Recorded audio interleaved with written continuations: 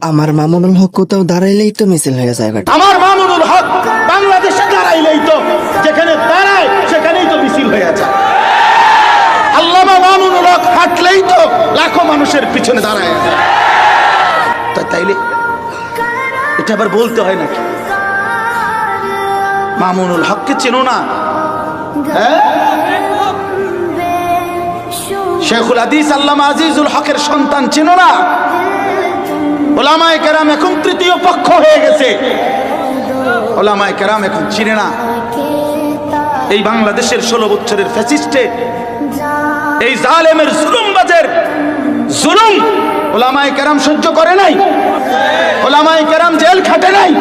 ওলামায়ে কেরামের তাজা খুন ঝরে নাই আপনার। তাইলে আসিমের সেই রক্ত কি মুছে গেছে জমিন থেকে?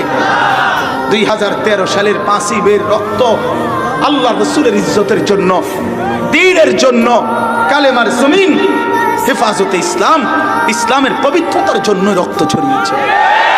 অতএব আমরা উস্কানি বুঝি না, আমরা উস্কানি দিতে চাইও না, কিন্তু উলামায়ে কেরাম থেকে বিচ্ছিন্ন হয়ে শীর্ষস্থানীয় বুজুর্গ, সংখ্যা গরিষ্ঠ উলামায়ে কেরাম থেকে বিচ্ছিন্ন কোন গোষ্ঠী দ্বীনের নামে কোনো কাজ করতে পারবে না।